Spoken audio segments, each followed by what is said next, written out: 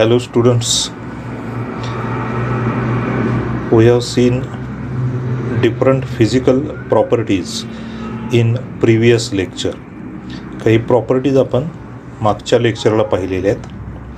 त्यामध्ये इथं स्क्रीनवरती दिसतंय मास अँड वेट या प्रॉपर्टीचा अर्थ आपण बघितला आहे आणि त्या प्रॉपर्टीची SI युनिट्स काय आहेत आणि केमिस्ट्रीमध्ये यातली कुठल्या प्रकारची युनिट्स वापरली जातात ते आपण पाहिलेलं आहे.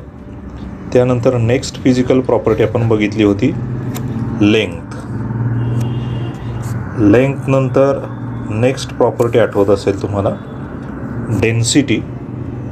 डेन्सिटी नंतर आपण टेम्परेचर ही प्रॉपर्टी पाहिलेली आहे. या फिजिकल प्रॉपर्टीज नंतर आपणाला नेक्स्ट पॉईंट जो येतो तो इथं स्क्रीनवरती दिसतोय, तो आहे लॉज ऑफ केमिकल कॉम्बिनेशन.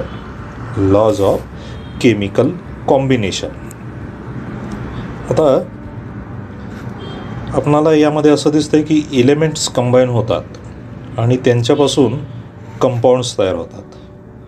पण एलिमेंट्सपासून जेव्हा कंपाऊंड्स तयार होतात त्यावेळी ती काही नियमानुसार होत असतात आणि तेच नियम इथं लॉज ऑफ केमिकल कॉम्बिनेशनच्या स्वरूपामध्ये मांडलेले आहेत. त्यात पहिला लॉ जो दिसतो तो आहे लॉ ऑफ कॉन्झर्वेशन ऑफ मास. आता तुमच्या या सिलेबसमध्ये या वर्षापुरता या कोरोनाच्या परिस्थितीमुळं जो 25% सिलेबस तुमचा रिड्यूस केलेला आहे त्यामध्ये हा एक पॉईंट आहे लॉ ऑफ कॉन्झर्वेशन ऑफ मास. पण आपणाला याच्यात थोडक्यात माहिती पाहिजे की एलिमेंट्स कंबाईन होऊन जेव्हा कंपाऊंड्स तयार होतील त्यावेळी तयार झालेल्या कंपाऊंडचं मास आणि रिॲक्ट झालेल्या एलिमेंटचं मास हे आपणाला सारखं दिसेल किंवा हे मास कॉन्झर्व झालेलं दिसेल. याला लॉ ऑफ कॉन्झर्वेशन ऑफ मास असं म्हणायचं. इथं थोडक्यात हा लॉ दिलेला आहे. जेव्हा एलिमेंटपासून कंपाऊंड तयार होईल तेव्हा त्या रिॲक्शनमध्ये total mass of the reactants it is equal to total mass of the product. म्हणजे जे रिॲक्टंट्स एकमेकामध्ये रिॲक्ट होतात त्यांचं मास आणि त्यांच्यापासून तयार होणाऱ्या प्रॉडक्टचं मास हे कसं असतं, इक्वल असतं. दुसऱ्या अर्थाने हा law of conservation of mass सांगायचा झाला तर आपणाला असा सांगता येईल mass can neither be created nor destroyed. ज्या अर्थी टोटल मास ऑफ रिॲक्टंट हे total mass of the product एवढं असतं त्या अर्थी या अशा रिॲक्शनमध्ये कुठल्याही प्रकारचं मास डिस्ट्रॉय झालेलं नसेल किंवा ते क्रिएटही झालेलं नसेल. म्हणून दुसरं सेंटेन्स आपणाला लक्षात ठेवावं लागेल mass can neither be created nor destroyed. हा आहे law of conservation of mass. त्यानंतर दुसरा लॉ दिला इथं लॉ ऑफ डिफायनाईट प्रपोर्शन.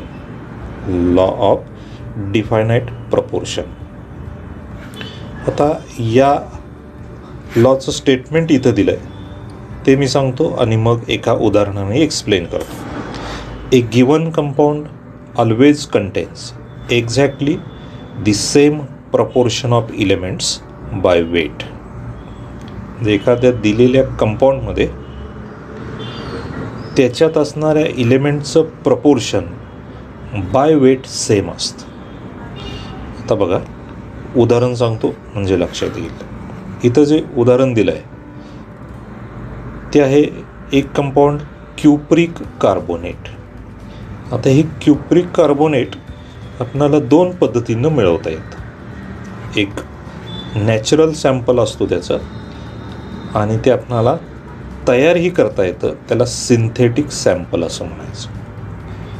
समजा हे दोन्ही सॅम्पल प्युअर फॉर्ममध्ये आहेत आणि दोन्हींचं नाव काय आहे, क्युप्रिक कार्बोनेट. फक्त त्यांचा सोर्स वेगळा आहे. हा नॅचरली मिळाला आहे आणि हा आपण तयार केला आहे. मग त्याचा सोर्स कोणताही असू द्या, त्यांच्यामध्ये असणारे इलेमेंट्स यांचं प्रपोर्शन एक्झॅक्ट असतं. आता क्युप्रिक कार्बोनेटमध्ये पर्सेंटेज ऑफ कॉपर नॅचरल सॅम्पलमध्ये किती आहे? 51.35. तर ऑक्सिजनचं पर्सेंटेज आहे 38.91 आणि कार्बनचं पर्सेंटेज आहे 9.74. हा समजा नॅचरल किंवा निसर्गातून मिळालेला प्युअर सॅम्पल आहे क्युप्रिक कार्बोनेटचा. समजा आपण हेच क्युप्रिक कार्बोनेट तयार केलं तर त्याच्यामध्ये असणाऱ्या इलेमेंटचं प्रपोर्शन हे सुद्धा नॅचरल सॅम्पल एवढंच दिसतं. याला म्हणायचं लॉ ऑफ डिफायनाईट प्रपोर्शन, किंवा याला दुसरंही नाव आहे law of definite composition. Proportion किंवा कंपोजिशन, आणि ते कशाचं कंपोजिशन? या कंपाऊंडच्या बाबतीत कॉपर, ऑक्सिजन आणि कार्बन या 3 इलेमेंटचं पर्सेंटेज कंपोजिशन दोन्ही सॅम्पलमध्ये एक्झॅक्टली सेम दिसतं. मग तो सॅम्पल किंवा तो कंपाऊंड कोणत्याही पद्धतीने तयार केलेला असला तरी.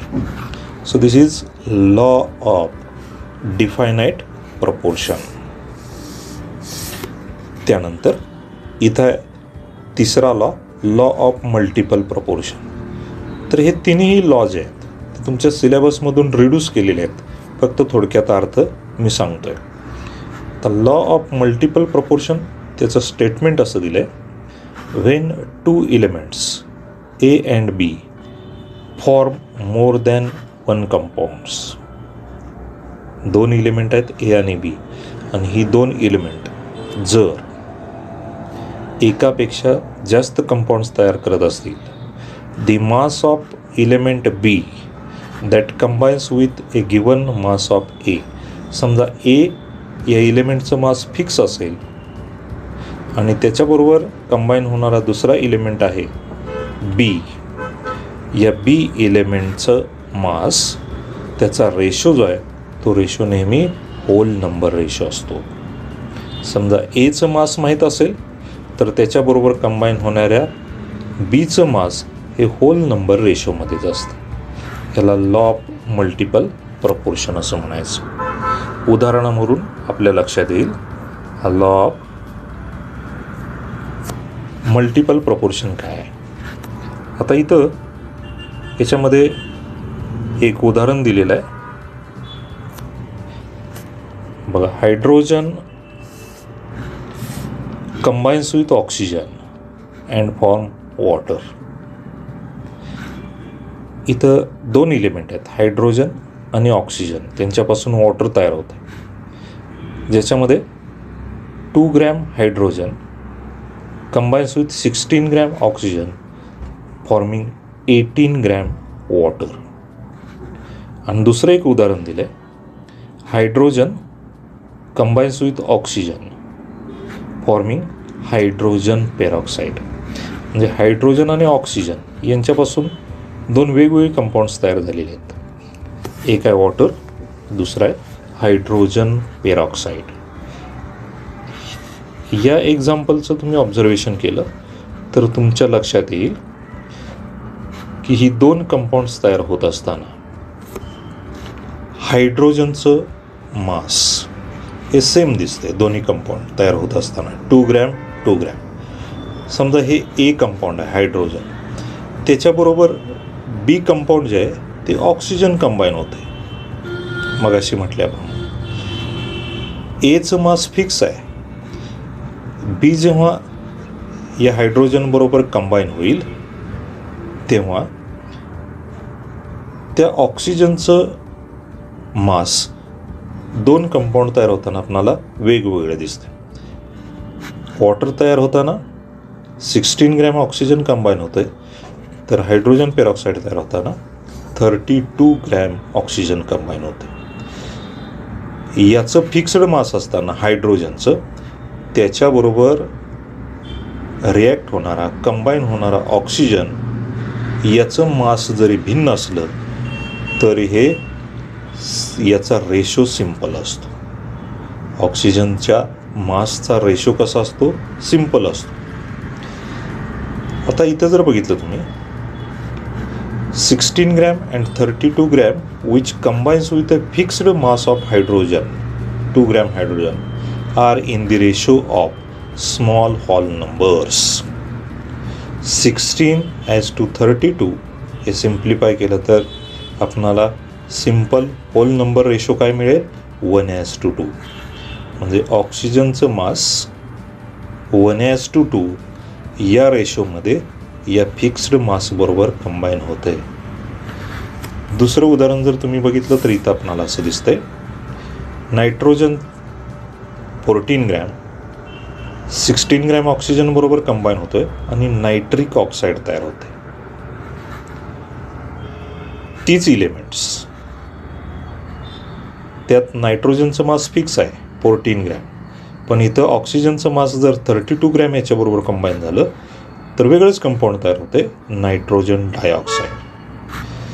याचं मास फिक्स असताना ऑक्सिजन जेव्हा याच्याबरोबर कंबाईन होईल तेव्हा तो होल नंबर रेशोमध्ये कंबाईन होईल.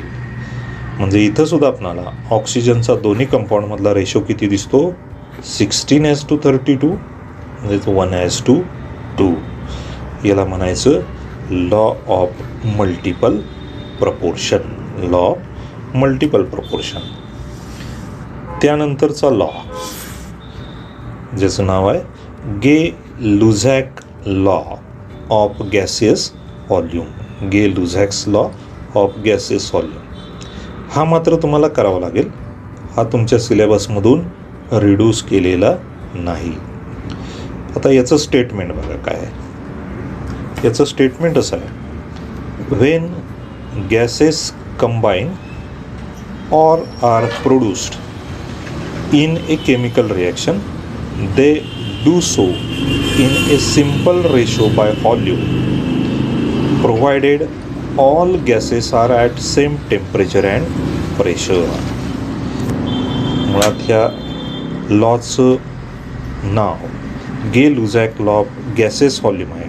म्हणजे ही कुठंतरी गॅसेस रिॲक्शन आहे हे आपल्या लक्षात येतं.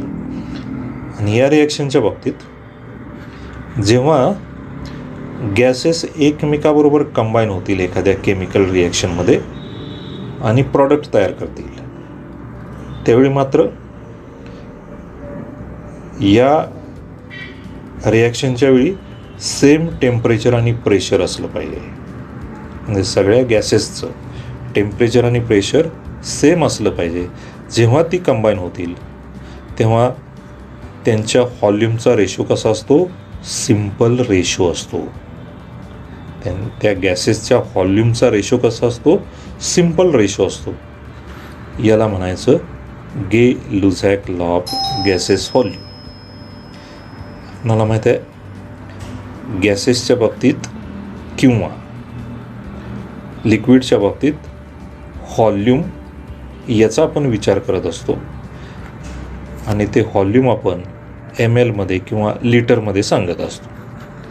तर तुम्ही एक्सप्लेनेशन बघितले एखादं उदाहरण घेऊन तर तुमच्या लक्षात येईल. जेव्हा टेम्परेचर आणि प्रेशर सेम असतील तेव्हा एक रिॲक्शन दिली, 100 ml हायड्रोजन गॅस कशाबरोबर कंबाईन होतोय, 50 ml ऑक्सिजन गॅस बरोबर आणि तयार होतंय 100 ml वॉटर. जर आपण 50 ml व्हॉल्यूम, 50 ml म्हणजे एक व्हॉल्यूम कन्सिडर केला, 50 ml म्हणजे एक व्हॉल्यूम ऑक्सिजन गॅस, तर त्यावेळी इथं 100 ml हायड्रोजन म्हणजेच किती व्हॉल्यूम होईल, 2 व्हॉल्यूम होईल. आणि तयार होतं इथं वॉटर 100 ml म्हणजे 2 व्हॉल्यूम तयार होतं. इथं आपल्याला लक्षात येते volume of hydrogen gas and oxygen gas which combines together, that is 100 ml hydrogen and 50 ml oxygen, it produces 2 volumes of water vapors which amounts to 100 ml. याचंही 100 ml water in gases state किंवा water vapours तयार होतात. 100 ml मध्येच 2 volume तयार होत असेल. This bears A ratio. या तिन्ही व्हॉल्यूमचा रेशो जर बघितला आपण तर तो रेशो कसा दिसेल? 2:1:2, 2:1:2. हा आहे व्हॉल्यूमचा सिम्पल रेशो. व्हॉल्यूमचा सिम्पल रेशो. म्हणून आपणाला असं म्हणता येईल सेम टेम्परेचर आणि प्रेशर असताना जेव्हा गॅसेस रिॲक्ट होतील आणि गॅसेस स्टेटमधला प्रॉडक्ट तयार होईल तेव्हा त्यांच्या व्हॉल्यूमचा रेशो हा सिम्पल रेशो असतो. त्यांच्या व्हॉल्यूमचा रेशो सिम्पल असतो. याला म्हणायचं गे-लुझॅक्स लॉ ऑफ गॅसेस व्हॉल्यूम. लक्षात ठेवा. आता इथं दुसरा उदाहरण जर बघितलं आपण गे-लुझॅक्स लॉचं तर इथंही लक्षात येईल तुम्हाला. दुसरी रिॲक्शन अशी आहे, nitrogen gas combines with hydrogen gas and forms ammonia gas. हा रिॲक्टंट हे आणि हा प्रॉडक्ट सगळे गॅसियस स्टेटमध्ये आहेत. आणि अशावेळी समजा नायट्रोजन गॅस 1 लिटर असेल, त्यावेळी तो 3 लिटर हायड्रोजन बरोबर कंबाईन होतो आणि त्याच्यापासून 2 लिटर अमोनिया तयार होतो. 2 लिटर अमोनिया तयार होतो. 1 लिटर हे 1 व्हॉल्यूम असेल तर 3 लिटर 3 व्हॉल्यूम होईल.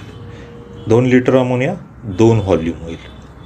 आणि म्हणून या सगळ्या गॅसेसचा व्हॉल्यूमचा रेशो आपणाला काय बघायला मिळेल? 1:3:2. 1:3:2. म्हणजे गॅसियस रिॲक्शनमध्ये गॅसियस रिॲक्टंट जेव्हा प्रॉडक्ट तयार करतील तेव्हा त्यांच्या व्हॉल्यूमचा रेशो हा सिम्पल रेशो असतो.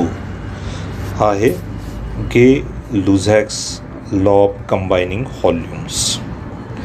तो तुम्हाला व्यवस्थित करावा लागेल. त्यानंतर इथं तुमच्या सिलेबसमध्ये रिड्यूस न केलेला हा दुसरा एक लॉ आहे, ॲव्होगाड्रो लॉ. हे नाव तुम्ही पहिलंही ऐकलं असेल. आता हाही लॉ महत्त्वाचा आहे आणि याचं स्टेटमेंट असं आहे, equal volumes of all the gases at the same temperature and pressure contain equal number of molecules. Equal number of molecules म्हणजे पुन्हा ही रिॲक्शन समजा गॅसियस स्टेटमध्ये असेल, सेम टेम्परेचर आणि प्रेशर असेल आणि गॅसियस वेगवेगळ्या गॅसेसचं व्हॉल्यूम जर सेम असेल तर त्यांच्यामध्ये सेम नंबर ऑफ मॉलिक्युल्स असतात. परत एकदा याचं स्टेटमेंट आणि अर्थ लक्षात ठेवा. Equal volume of all the gases at the same temperature and pressure content equal number of molecules. Temperature आणि प्रेशर सेम असताना जर गॅसेसचं व्हॉल्यूम सेम असेल तर त्या गॅसेसमध्ये सेम नंबर ऑफ मॉलिक्युल्स असतात. हा याचा अर्थ आहे. जर आपण एक रिॲक्शन कन्सिडर केली, hydrogen gas plus oxygen gas यांच्यापासून वॉटर वेपर्स गॅसेस स्टेटमधल्या तयार होतात. आता याच्यामध्ये मगाशीच पाहिल्याप्रमाणे ऑक्सिजनचं 50 ml व्हॉल्यूम आहे, हायड्रोजन गॅसचं 100 ml व्हॉल्यूम आहे आणि तयार झालेल्या वॉटर वेपरचं व्हॉल्यूम पण 100 ml आहे. हे आपण मगाशी पाहिल्याप्रमाणे 50 ml व्हॉल्यूम म्हणजे 1 व्हॉल्यूम कन्सिडर केलं. त्यावेळी 100 ml व्हॉल्यूम म्हणजे किती होईल ते 2 व्हॉल्यूम आणि 100 ml म्हणजेच 2 व्हॉल्यूम होईल वॉटरचं सुद्धा. आता जर या 1 व्हॉल्यूममध्ये n नंबर ऑफ मॉलिक्युल्स असतील, इथं लिहिल्या, जर व्हॉल्यूम 50 ml म्हणजेच 1 व्हॉल्यूम असेल आणि त्याच्यामध्ये जर ऑक्सिजनचे n नंबर ऑफ मॉलिक्युल्स असतील तर हायड्रोजन गॅसच्या 1 व्हॉल्यूममध्ये सुद्धा किती मॉलिक्युल्स असले पाहिजेत? n नंबर ऑफ मॉलिक्युल्स असले पाहिजेत. हायड्रोजन गॅसचा 2च्या ऐवजी इक्वल व्हॉल्यूम कन्सिडर केलं, म्हणजे 1 व्हॉल्यूमच कन्सिडर केलं, तर त्याच्यामध्ये सुद्धा किती मॉलिक्युल्स असतील? n मॉलिक्युल असतील. वॉटर वेपरचं 1 व्हॉल्यूम कन्सिडर केलं तर त्याच्यामध्ये सुद्धा n मॉलिक्युल्स असतील. मग जर 100 व्हॉल्यूम असेल तर त्याच्यामध्ये मॉलिक्युलची संख्या किती येईल? 2n. इथं 100 ml दिसतंय, इथं 100 ml दिसतंय, म्हणून इथं काय लिहिलेलं आहे? 2n molecules. 50 ml मध्ये जर एक n व्हॉल्यूम किंवा n मॉलिक्युल असतील तर 100 ml मध्ये ते 2n मॉलिक्युल्स असतील. याचाच अर्थ प्रत्येकाचं याचं 50 ml व्हॉल्यूम कन्सिडर केलं तर त्याच्यामध्ये मॉलिक्युलची संख्या इक्वल, म्हणजे n मॉलिक्युल असते. मग तो गॅस कोणताही असू द्या. याला म्हणायचं ॲव्होगाड्रो लॉ. एक्झाममध्ये आपल्याला 2 मार्काचे क्वेश्चन विचारले जाऊ शकतात. State and explain Avogadro law. आता त्याचं एक्सप्लेनेशन आपल्याला आणखी इथं दिलं आहे.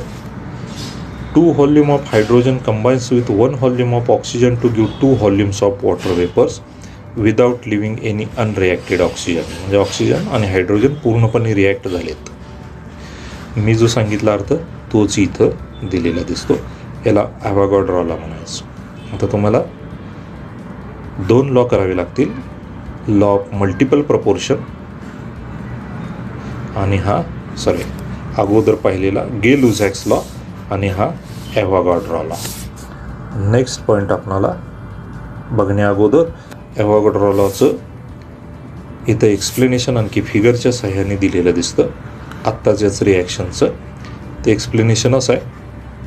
इथं या कंटेनरमध्ये हायड्रोजन गॅस घेतला आहे आणि त्याचं व्हॉल्यूम किती आहे? 1 व्हॉल्यूम ऑफ हायड्रोजन गॅस. इथं 1 व्हॉल्यूम आहे, हा पण 1 व्हॉल्यूम ऑफ हायड्रोजन गॅस आहे. हे दोन्ही मिळून किती दिले? 2 व्हॉल्यूम ऑफ हायड्रोजन, जे इथं आपणाला दिसतात. इथं जी रिॲक्शन बघितली आपण, इथं हायड्रोजन गॅसचे किती आहेत? 2 व्हॉल्यूम. तेच सेपरेट दाखवले तिथं. हा एक व्हॉल्यूम हायड्रोजन गॅसचा आणि हा एक व्हॉल्यूम हायड्रोजन गॅसचा. कशाबरोबर कंबाईन होतोय? 1 व्हॉल्यूम ऑफ ऑक्सिजन. इथं व्हॉल्यूम किती आहे ऑक्सिजनचा? 1 व्हॉल्यूम. हायड्रोजनचे 2 व्हॉल्यूम, ऑक्सिजनचा 1 व्हॉल्यूम. आणि त्यावेळी वॉटरचे किती व्हॉल्यूम तयार होतात? 2 व्हॉल्यूम्स तयार होतात. याचे 2 आणि याचा 1. हायड्रोजनचे 2 व्हॉल्यूम हायड्रोजन, 1 व्हॉल्यूम ऑक्सिजन बरोबर कंबाईन झाला तर 2 व्हॉल्यूम वॉटर वेपर्स तयार होतात. ते आपणाला या फिगरच्या सहाय्याने दाखवलेलं दिसतं. ही फिगर आणखी व्यवस्थित पाहिली तुम्ही घरी जाऊन तर तुमच्या लक्षात येईल की हा ॲव्होगाड्रो लॉ नेमका याचा अर्थ काय आहे ते. थोडक्यात इक्वल व्हॉल्यूम वेगवेगळ्या गॅसेसचे असतील आणि टेम्परेचर प्रेशर सेम असेल तर प्रत्येकामध्ये सारख्या नंबरचे मॉलिक्युल्स असतात, तेवढेच मॉलिक्युल्स असतात. हे आपणाला या लॉवरून सांगता येईल. त्यानंतर डॉल्टन्स ॲटॉमिक थेरी ही पण तुमच्या सिलेबसमधून या वर्षीपुरती डिलीट केलेली आहे. हा रिड्यूस केलेला सिलेबस आहे. थोडक्यात डॉल्टन्स ॲटॉमिक थेरी म्हणजे काय? तर त्यांनी हे थेरीचे काही पॉईंट सांगितलेले आहेत. पहिला point, matter consist of tiny म्हणजे व्हेरी स्मॉल, इंडिव्हिज्युअल, ज्याची डिव्हिजन करता येत नाही, पार्टिकल्स कॉल्ड ॲटम्स. अविभाज्य घटक आहे. ॲटम हे मॅटरचा अगदी लहानात लहान अविभाजनशील असा पार्टिकल आहे, त्यालाच ॲटम असं म्हणतो. एका इलेमेंटचे सगळे ॲटम सारखे असतात, त्यांच्या प्रॉपर्टीज सारख्या असतात, पण इलेमेंट बदलला की त्या ॲटमच्या प्रॉपर्टीज बदलतील, त्यांचे मासेस बदलतील. म्हणून आपण असं म्हणतो एकाच इलेमेंटचे सगळे ॲटम सारखे असतात, वेगवेगळ्या इलेमेंटचे ॲटम्स प्रॉपर्टीजनी वेगवेगळे असतात. कंपाऊंड कशी तयार होतात? तर हे ॲटम्स वेगवेगळ्या इलेमेंटचे फिक्स्ड रेशोमध्ये जर कंबाईन झाले तर त्यांच्यापासून आपल्याला कंपाऊंड्स तयार झालेली दिसतात. म्हणजे कंपाऊंड्समध्ये जे जे इलिमेंट्स आहेत ते फिक्स्ड रेशोमध्ये असतात. Chemical reaction involves only the recognization of atoms. याचाच अर्थ आहे असा, ॲटम आपणाला केमिकल रिॲक्शनमध्ये क्रिएटही करता येत नाही आणि ॲटम डिस्ट्रॉयही करता येत नाहीत. केमिकल रिॲक्शनमध्ये ॲटम फक्त वेगवेगळ्या फॉर्ममध्ये जातात, पण ते डिस्ट्रॉय होत नाहीत किंवा क्रिएटही करता येत नाहीत. याला डॉल्टन्स ॲटॉमिक थिअरी असं म्हणायचं. आता तुमच्या लक्षात येईल, आज जे आपण पाहिलं त्याच्यामध्ये वेगवेगळे लॉज होते. ते लॉज मी थोडक्यात सांगितलेले आहेत. त्यामध्ये लॉ ऑफ डिफायनाईट प्रपोर्शन, त्यानंतर त्याच्या अगोदरचा हा law of conservation of mass, law of definite proportion, law of multiple proportion. याचे थोडक्यात अर्थ लक्षात ठेवले तरी चालतील, कारण ते तुमच्या सिलेबसला नाहीत. फारसं त्याच्यावरती ट्रेस द्यायची गरज नाही. गे-लुझॅक्स लॉ ऑफ गॅसेस व्हॉल्यूम, याचं स्टेटमेंट आणि एक्सप्लेनेशन उदाहरण असं तुम्हाला लक्षात ठेवावं लागेल. त्यानंतर ॲव्होगाड्रोज लॉ, त्याचं स्टेटमेंट आणि एक्सप्लेनेशन उदाहरण असं लिहावं लागेल.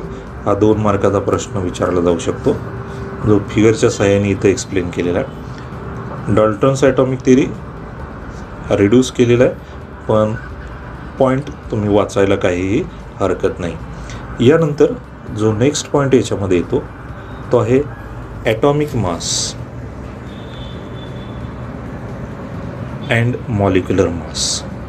Atomic mass and molecular mass यांचे मीनिंग काय आहेत ते आपण नेक्स्ट लेक्चरला पाहणार आहोत.